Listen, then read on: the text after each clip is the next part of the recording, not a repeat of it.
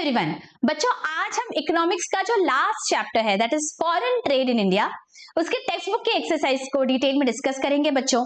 Exercise on page number 98। So let's begin. देखिए, let's read. Choose the correct option.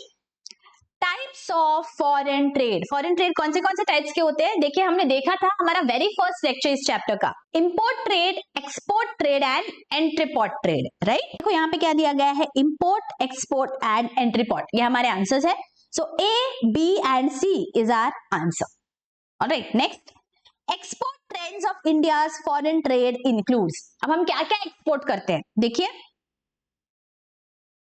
engineering goods, yes. Gems and jewelry, yes. Textiles and ready-made garments, yes. And gold. Gold हम export नहीं करते हैं बच्चों, right? We import gold. तो यहाँ पे हमारा आंसर है A, B and C. Role of foreign trade is dash. Foreign trade क्यों किया जाता है? To earn foreign exchange, yes. To encourage investment, yes. Lead to division of labour, yes. bring change in the composition of exports। तो ये जो है that is not a function of the foreign trade। यहाँ पे आपका answer क्या आएगा? A, B and C, 2। Next, identify and explain the concepts from the given illustrations। Number 1, India purchased petroleum from Iran। हमने कुछ अगर purchase किया है तो ये क्या है? The goods have come into the country, तो ये import है। Let us see concept, import trade, explanation। Import trade refers to purchase of goods by one country from another, right? तो ये हमारा explanation है कि import trade किसे कहते हैं। अब second हम conclusion करेंगे। Hence, in this illustration, India purchased petroleum from Iran. Hence, it refers to import trade। इस तरह आपको conclude करना है बच्चों, ठीक है? Next, Maharashtra purchased wheat from Punjab। Within the country हमने sale और purchase किया है, तो हम इसे क्या कहेंगे? This is internal trade। So let us see किस तरह लिखना है। Concept, internal trade। Explanation, buying and selling of goods and services within the boundaries of the nation। Nation के boundaries के अंदर जब आप buy और sell करते हो तो आप उसे कहोगे internal या फिर domestic trade। Hence this illustration where Maharashtra purchases wheat from Punjab is an example of internal trade. हमेशा आपको कंक्लूड करते वक्त जो क्वेश्चन में दिया गया है ना उसे एक बार रिपीट कर दो, ठीक है? Next, England imported cotton from India, made readymade garments from it and then sold them to Malaysia. इसे क्या कहते हैं? इसे कहते हैं entrepot trade. So let us see concept, entrepot trade. यहां पे क्या होता है? एंट्रीपोर्ट मतलब it refers to purchase of goods and services from one country for reselling to another country after some processing। तो एक से परचेज किया, कुछ प्रोसेस किया और रीसेल कर दिया दूसरे कंट्री को, इसे हम कहते हैं entrepot trade. Hence this illustration is an example of entrepot trade. Okay, and last, Japan sells smartphones to Myanmar. अभी जापान ने दूसरे कंट्री को बेचा, तो जापान के लिए क्या है? It is export trade. Let us see concept, export trade, explanation, sale of goods and services by one country to another is called export trade। Hence in this example where Japan is selling phones to Myanmar is an example of external trade, right? Very very easy। लेकिन point wise लिखना है बच्चों। Presentation ठीक करिए, बहुत अच्छा score आ जाएगा आपका। Next, distinguish between the following. Number 1, internal trade and international trade. Let us see कैसे लिखना है आपको। इंटरनल एंड इंटरनेशनल ट्रेड, पहले तो क्या मीनिंग है इसका? Internal trade refers to trade within the boundaries of a nation and international refers to trade between different countries, ठीक है? Second, internal trade is also known as domestic trade और home trade and international trade is known as foreign trade और external trade, right? Example, goods produced in Maharashtra sold in Uttar Pradesh, तो ये within the boundaries है, तो this is internal trade. लेकिन India imports petroleum from Iraq या फिर it exports tea to Singapore, ये क्या है? Examples of international trade, right? आगे, it does not result in inflow और आउटफ्लो ऑफ फॉरेन एक्सचेंज। तो जो इंटरनल ट्रेड है वो फॉरेन एक्सचेंज से उसका कोई लेना देना नहीं है, राइट? तो यहाँ पे कोई भी इनफ्लो या आउटफ्लो नहीं होता है। लेकिन जो इंटरनेशनल ट्रेड होती है वहां पे फॉरेन एक्सचेंज का इनफ्लो और आउटफ्लो होता है। ठीक है, तो इस तरह आपको डिफरेंशिएशन लिखना है बच्चों। पहले मीनिंग समझा दो, ऑल्टरनेट नेम क्या है एग्जाम्पल के साथ, एंड देन आप इनफ्लो या आउटफ्लो ऑफ फॉरेन एक्सचेंज की बात कर सकते हो। ठीक है, नेक्स्ट डिस्टिंग्विश बिटवीन क्या है, trends in import and trends in exports. Right, now let's see. Import trade refers to purchase of goods by one country from another or inflow of goods to the home country from foreign country. उसी तरह export क्या होगा, export refers to sale of goods by one country to another or outflow of goods from home country to the foreign country. ठीक है, next, import results in foreign exchange outflow, जब भी import होता है तो हमारा आउटफ्लो हो रहा है एक्सचेंज का। Export results in foreign exchange inflow, हमें पैसा आता है जब हम कुछ भी एक्सपोर्ट करते हैं तो इनफ्लो हो गया एक्सचेंज का, और इंपोर्ट्स में पैसा जा रहा है तो ये आउटफ्लो हो गया फॉरेन एक्सचेंज का। Right, next, petroleum has the highest share in India's import. अभी हमें ट्रेंड बताना है ना, तो हाईएस्ट शेयर किसका है इंपोर्ट में, पेट्रोलियम का, और एक्सपोर्ट्स में हाईएस्ट शेयर किसका है, इंजीनियरिंग गुड्स का। अभी सेकंड हाईएस्ट क्या है, the second most imported item is gold and second most exported item is petroleum products. अब ट्रेंड के बारे में बताएंगे, import of petroleum is still rising while that of gold, fertilizers, iron and steel has declined over time. बच्चों ये हमने detail में एक लेक्चर देखा था, what are the trends in import और एक्सपोर्ट, इसमें हमने ये एक्सप्लेनेशन डिटेल में समझा हुआ है। ठीक है, export of engineering goods, petroleum products, chemical products, gems and jewellery, hand readymade garments have increased over time. तो एक्सपोर्ट्स में there is an increasing trend, लेकिन इंपोर्ट्स में कुछ चीजों में there is an increasing trend और कुछ चीजों में यहाँ पे थोड़ा सा डिक्रीजिंग ट्रेंड आया है। ऑलराइट, चलो आगे, नेक्स्ट डिस्टिंग्विश बिटवीन हमारा है balance of payment and balance of trade. ये भी हमने बहुत अच्छी से डिटेल में समझा था बच्चों। Now let us understand the difference. Balance of payment is a systematic record किस चीज का, of all international economic transactions of a country during a given period. इस तरह आपको उसे ब्रेक करना है उस मीनिंग को, तो आपको याद रह जाएगा बच्चों। ठीक है, बैलेंस ऑफ ट्रेड क्या है, difference between export and import. So difference between the value of countries exports and imports for a given period, दोनों भी फॉर अ गिवन पीरियड ही है, लेकिन बैलेंस ऑफ पेमेंट एक पर्टिकुलर रिकॉर्ड को कहते हैं हम, और बैलेंस ऑफ ट्रेड सिर्फ इंपोर्ट और एक्सपोर्ट के डिफरेंस को कहते हैं। ठीक है, balance of payment includes value of exchange of goods and services among citizens, businessmen, firms, governments, etc. मतलब बैलेंस ऑफ पेमेंट्स में जो भी एक्सचेंज हो रहा है वो किसके बीच में होता है, सिटीजन्स में हो सकता है, गवर्नमेंट्स में हो सकता है, बिजनेसेस में है, फर्म्स में है, किसी के भी साथ जब एक्सचेंज हो रहा है तो हम उसे कहते हैं बैलेंस ऑफ पेमेंट। लेकिन बैलेंस ऑफ ट्रेड क्या है, includes value of import and export of visible goods। सिर्फ visible goods का जब ट्रेड होता है तो हम उसे कहेंगे balance of trade.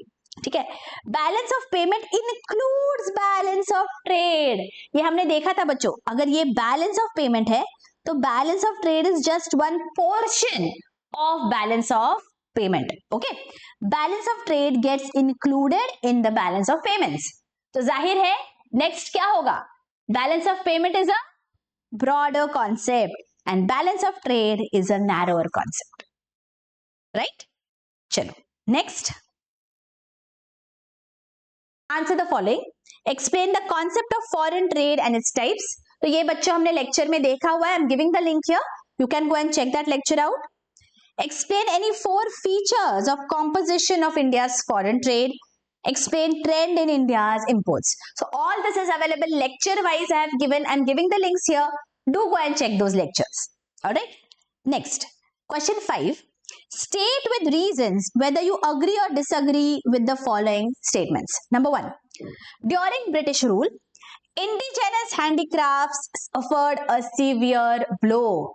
yes, British rule में हमारे जो indigenous handicrafts थे they did suffer a severe blow। तो यहाँ पे हम लिखेंगे yes I agree with this statement, और reasons के साथ लिखेंगे let us see। yes, I agree with the above statement। reasons, before 1947 the pattern of India's foreign trade was typically colonial. India used to supply raw materials to industrialized nations, particularly England. तो जब हम raw materials ही supply करते थे ज्यादा करके और import करते थे हम manufactured goods को. It was an importer of manufactured goods at that time. ठीक है, बिकॉज कॉलोनियलाइजेशन था, ब्रिटिशर्स का रूल था, तो जो वो कहते थे वो हम करते थे. This dependence on foreign trade did not permit industrialisation at home. तो हमारे जो इंडस्ट्रीज थे उनका ग्रोथ नहीं हो सका, right. Hence indigenous handicrafts suffered a severe blow. Getting it? इस तरह से आपको प्रॉपरली लिखना है बच्चों, पॉइंट वाइज लिखना है. Make it easier for the examiner to understand that you have understood this concept. इस तरह से पॉइंट वाइज लिखोगे ना तो बहुत अच्छे मार्क्स की गारंटी है मेरी. ऑलराइट, चलो आगे next question. Trade is an engine of growth for an economy. अगर ट्रेड करते हैं तो इकोनॉमी में ग्रोथ आता है. This is true statement. तो यू हैव टू से yes I agree with this statement. कैसे लिखोगे? Let's see. Yes I agree with the above statement. Reasons. Foreign trade earns foreign exchange. The foreign exchange can be used for various productive activities. That is the first point. Second, foreign trade provides an opportunity for domestic producers to sell goods and services in domestic market as well as export to the world market. तो जो domestic producers है उनको आप बहुत ज्यादा market open करके दे रहे हो, right? Number 3, it leads to division of labor and specialization. It also leads to optimum allocation and utilisation of resources. मतलब फॉरेन ट्रेड के क्या क्या बेनिफिट्स है वो यहाँ पे हम लिख रहे हैं बच्चों ब्रीफ में. डिविजन ऑफ लेबर हो रहा है, एलोकेशन ऑफ रिसोर्सेज ठीक से हो सकता है. नेक्स्ट, स्टेबिलिटी होता है प्राइसेस में. It encourages investment.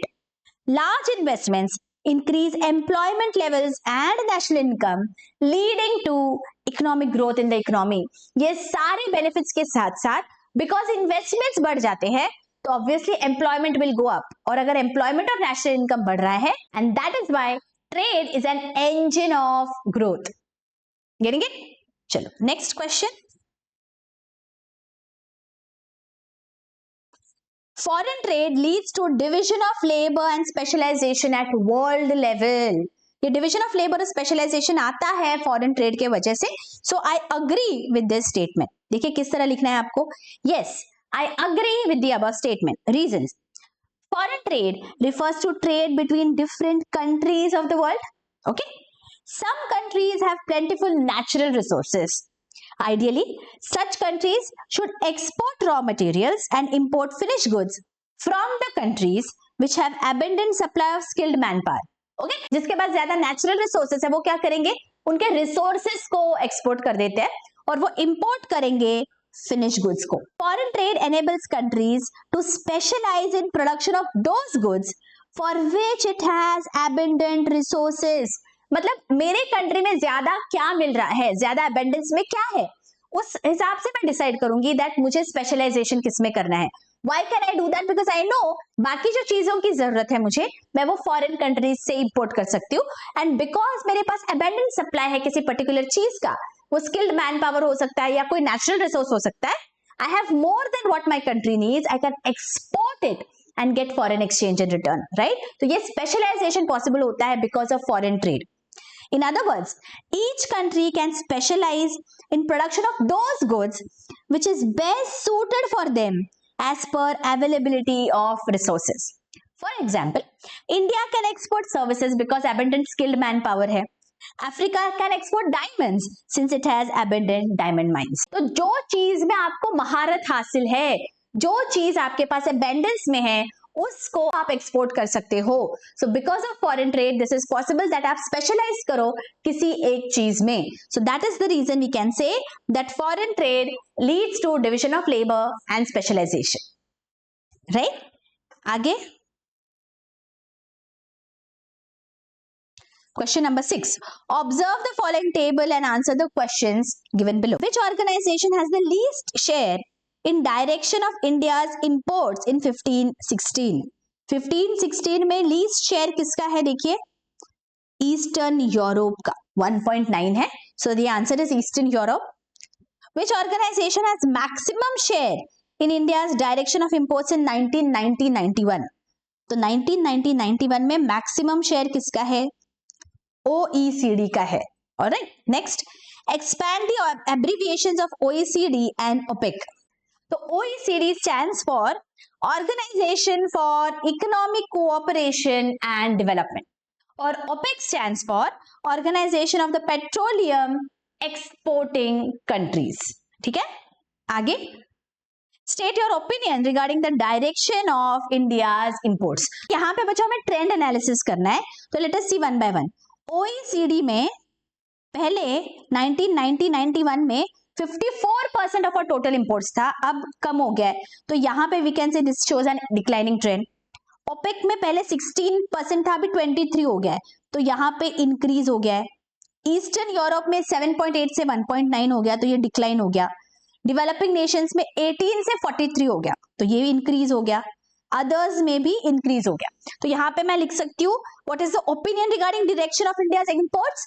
तो यहाँ पे I will say that India's imports show a declining trend to OECD and eastern Europe from the period between 1990-91 to 2015-16. Okay, period mention करना जरूरी है. तो यहाँ पे डिक्लाइनिंग ट्रेंड दिख रहा है, लेकिन OPEC, डेवलपिंग नेशंस और अदर्स में we can see an increasing trend for the imports. ठीक है. How much is the percentage of increase in the imports of developing nations in 15-16 as compared to 1991? यहाँ पे percentage of increase कैसे निकालेंगे? 43.2 minus 18.6. This gives us 24.6. So the percentage of increase in the imports of developing nations in 15-16 as compared to 1991 is 24.6%. Last, answer in detail. Explain meaning and role of foreign trade. Explain recent trends in India's exports. Okay, तो इस पे बच्चों separate lectures मैंने लिए हुए हैं. I'm going to give the link here in the I button. Do go and check those lectures out. With this बच्चों we come to an end of this exercises. यहाँ पे सारे chapters from chapter 1 to chapter 10 सारे exercises मैंने solve किए हैं बच्चों. I'm giving the link here. Do go and check the playlist out. मिलती हूँ आपको next lectures में. Till then, take care. Bye bye.